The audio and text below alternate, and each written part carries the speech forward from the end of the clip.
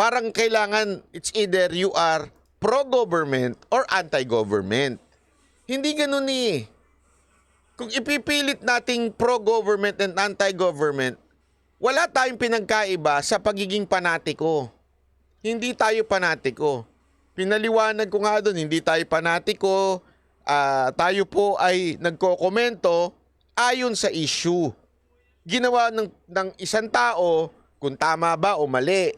'Di ba? Yun ho tayo. Tapos hihirit yung mga tatanga-tangang mga followers doon na kung ano-ano, yung ganyan, yung pagiging hindi nila basta ang sa kanila, lahat na lang ng ginagawa ni Kibuloy is laging related kay Duterte. Tapos, since they don't like Duterte dahil tinawag na bangag yung kanilang idol, aawain na rin nila si Kibuloy. Ganun na nangyayari. Di ba ho? Ang problema, eto ang problema dyan. May mga bagay naman sinasabing tama si Kibuloy. Meron din naman sinasabing sobrang sablay si Kibuloy. Di ba ho? Yun ang katotohanan. So anong ibig sabihin niya? Doon tayo sa issue, sa bawat issue, doon sa kanyang sinasabi. Una, tulad nga niyan, yung sasabing ipapahuli sa PNP. Of course, by now, wala pa pong batas. So it's really legal. Legal po na pag nag-issue ng warrant ang Senate, legal po na ipahuli si Kibuloy. Kaya nga ang problema, ito, sana may mag-question yan. Sana may mag-question yan sa ating korte para matigil na yung ganyang pang-aabuso sa mga senador. Annalyn Jamilano, maraming salamat. Mga ganyan yung nakakalma tayo sa mga ganyan, Madam Annalyn. Nagigets nyo yung ibig ko sabihin? Kasi okay lang sana kung yung mga senador natin matitinong senador. Ang problema, hindi ho matitino yung senador natin. So aabusuhin lang ng aabusuhin. Wala ho mangyayari sa bayan natin. Yun ho yung aking pinupunto dito. Bago tayo mapunta dyan kay Ted Filon. Bukas, yung live natin tungkol lang sa kanya. Okay? Ang title, Ted Filon kasama na sa listahan na gugurgurin ni Lisa. Ayon sa aking itim na itlog. Yan ang title natin bukas Panoorin ninyo yung ano natin dyan. Okay, pasok PNP. Handa na raw ang PNP na tulungan ng Senado sakaling iparesto na si Pastor Apollo Kibuloy kung hindi pa rin siya sisipot sa pagdinig. Maging ang ilang mambabatas bumuelta sa pastor. Nasa frontline ng balitang yan, Marian Enriquez. Ang pahayag na ito kahapon ni Pastor Apollo Kibuloy. Ngayon, inaakusahan ako ng napakaraming babae. Sakala nila sa akin, single ako, kaya pinag-aagawan ako. Yun ang mahirap Ito talagang pinakasablay na sa statement ni Kibuloy. Single ako, kaya ako pinag-aagawan.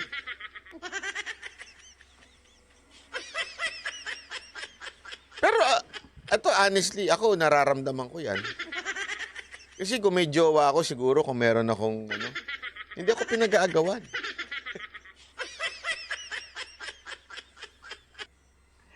Ay, nako. Anyway, joke lang po yun, joke. Tinabla ni Congresswoman Franz Castro. Huwag kang feelingero. Akala Uy, parang kinikilig si ate. Kinikilig. mo ay hinahabol ka na. Alam naman natin kung bakit piyok ng piyok to si ate. Aside from baka kursunada niya si Kibuloy, kasi mainit nga naman ng dugo ng SMNI sa mga makakaliwa. Talagang kung meron man akong talagang isang bagay na nakitang-kita, although marami naman, ito ho yung laban ng SMNI pagdating ho sa mga makakaliwang grupo, sa mga komunista. Di ba ho? Kahit nga ho, sabihin marami ho sa kanilang programa ang dedicated para labanan yung mga yan. So malamang, ito talaga magsasalita si Franz Castro, di ba? Siyempre, yanigin ba naman sila lagi Mga kababaihan, hinahabol ka dahil sa accountability mo at pananagutan mo sa mga kababaihan. Ang tinutukoy na pananagutan daw Oh, kita mo naman, no, sa likod pa lang niya, hindi. Alam mo, wala pa siya sa politika nung pinanonood ko siya noon. Napapansin ko na yung mga nasa likod niya. Puro mistisa. Napansin niya? Naalala ko tuloy yung... Hindi, meron lang ako pinapanood sa dokumentary yung Korean pastor. Puro mistisa din yung ano niya dun eh.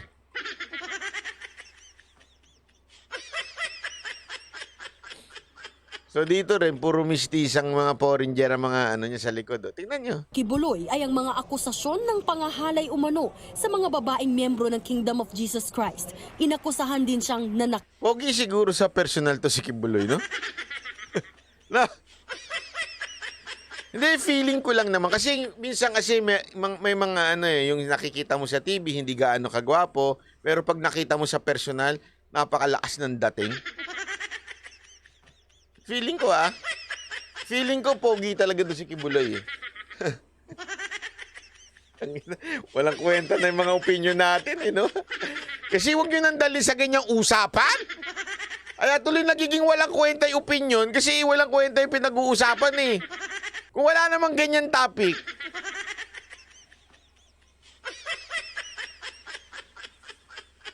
Kit at sapilitang pinagtrabaho ang mga menor de edad nilang miyembro. Sa gitna ng mga binabatong paratang sa pastor, meron din siyang birada kina Pangulong Bongbong Marcos, First Lady Liza Araneta Marcos at House Speaker Martin Romualdez. Nakikipagsabuatan daw sila sa Amerika para ipadukot at ipaligpit si Kibuloy na una na yung pinabulaanan ni Romualdez. Sagot naman ngayon ni House Deputy Oy, ayan na. Yung mga nakakatanggap ng pagpapala. Tigog! Yan ang number 1 na favorite na party list. Ngayon dyan sa kamera. Naturalmente, papalagyan.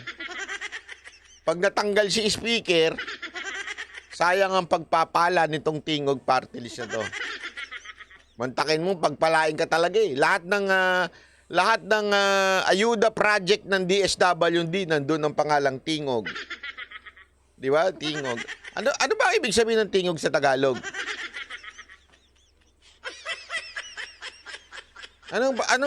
Pasensya na sa mga Bisaya po. Meron ba tayong mga Bisaya dito? Ano ibig sabihin ng tingog sa Tagalog? Boses. Pakinggan. Buhaya. Iba yun.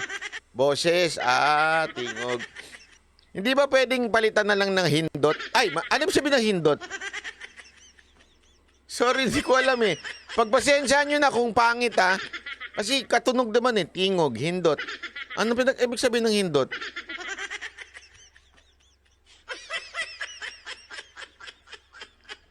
Ang Bisaya dyan, dili ko makasabot. Kaya ano ibig sabihin nun? Ano? Malandi ang hindot. Okay. Hindi. Nindot? Nindot, di ba maganda? Ano ba talaga?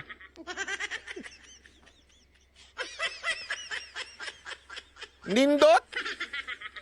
Majority Leader at Tingog Party List Representative Jude Asidre. He knows what he's doing. He knows that he's clearly defying the law. He knows he's injuring. Anong defying the law? Ano dyan? Anong part? Wala naman siya dinidefy eh. Sorry. Alam mo, Jude, Representative Jude Asidre, anong dinidefy niya? Yung sabihan niyang mag-resign ng presidente? That's not defying. Di ba? Eto medyo sablay dito si itong congressman na to. Defying if you have something na illegal na ginagawa.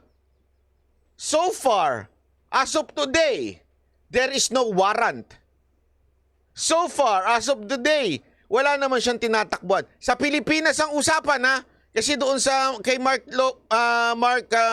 Models of Manila, may tanga doon. Sabi, paano yung FBI ganyan-ganyan? Pilipinas nga eh. Sa Pilipinas, wala pa naman. So, ibig sabihin, there's no defying at this time. Shouting to resign is wala naman nung ibig sabihin na bawal yun. Yun ay kalayaan ng bawat Pilipino. Freedom of speech ang sabihin namin na gusto namin mag-resign ng presidente. That's freedom of speech. At sumama na kayo. Ikaw mismo sumama ka na mag-resign. That's not defying. That's freedom ko yun. Kung sabihin ko, I'm not happy, I'm not satisfied with your service, kaya mag-resign ka na. Kalayaan ko yun. Wala hong doon, walang paglabag sa batas. Ano sinasabi mo? During the political system that we have in place is disrespecting the authorities, and I think that he will be made accountable in that. Disrespecting the authority? Alam mo ba sinasabi mong disrespecting the authority? How do you define disrespecting the authority? By saying resign? Disrespecting the authority by saying meron kang nakuhang impormasyon na gusto kang ipadukot? I don't think that's disrespecting the authority. Kalayaan mo yun eh. Sabi ko nga, kung meron na siyang warrant, ibang usapan na yon. From the court, kung may warrant na siya from the court, at ulitin natin, kasi may mga tatanga-tanga talaga medyo mahina isip eh. From the court of the Philippines. Okay? Kung may warrant na siya doon, tapos tinakbuhan niya, yon, pwede mo nang sabihing disrespecting the authority. Tama, mali. At the right time. Sa March 5 ang pagdinig ng Senado kaugnay sa mga pang-aabuso umano ni Kibuloy. Pansin mo, boss, puro malusog lahat ng galamay ni Romualdez. Oo, ang sarap na mamahalin yung mga pagkain doon sa niya eh. Kaya nga tuwan-tuwa yung mga patay gutom na congressman dyan na kumakain dyan sa loob ng opisina ni Romualdez. Meron dyan eh yung parang nakabuffet sila dyan.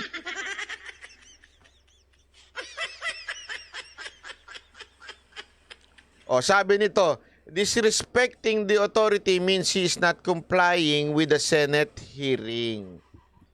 Yan nga yung questionable. Ang tanong, may subpina na po ba na siyang natatanggap? Wala pa as of today.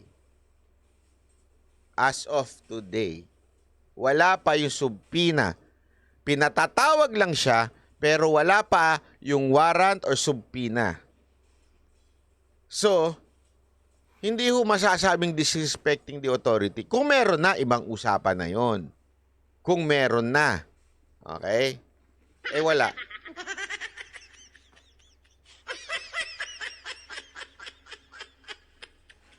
Pinasubpina na siya roon at kung hindi pa rin siya dadalo, ipaaresto na raw siya ng chairperson ng komite na si Senadora Risa Hontiveros. Nakahanda naman daw ang PNP na tulungan ang Senado. Hayaan po natin yung proseso na gumulong at kung darating po yung pagkakataon na hihingi. Ayan o. Eto, tama yung sagot nila eh. Alam mo, sa ibang news channel, except sa TV5 at saka sa GMA, it's really obvious yung kanilang title eh. Sa UNTV, ang ganda nung title. Anong tungkol dito sa sinabi ni spokesperson ng PNP? Ang sabi dun sa title, hindi makikialam ang PNP. They will remain non-partisan. Ang ganda ng title. Dito, iba. Iba title.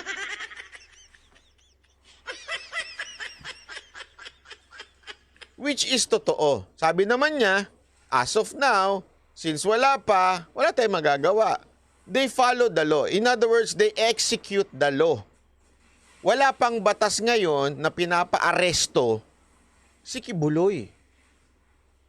You understand? So there is no disrespecting since wala pa namang kautusan.